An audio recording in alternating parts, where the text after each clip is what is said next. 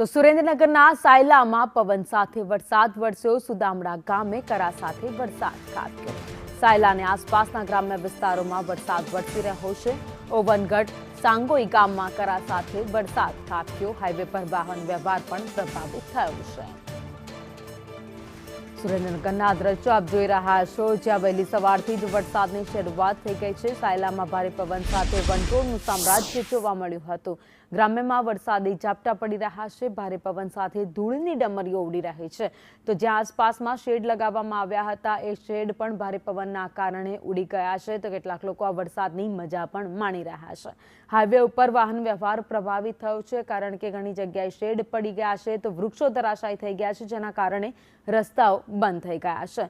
તો વરસાદી પાણી પણ કેટલાક રસ્તાઓ પર ભરાઈ ગયા છે। સાયલા પંથકમાં સવારથી જ આકાશી વાદળોની જમાવટ જોવા મળી છે।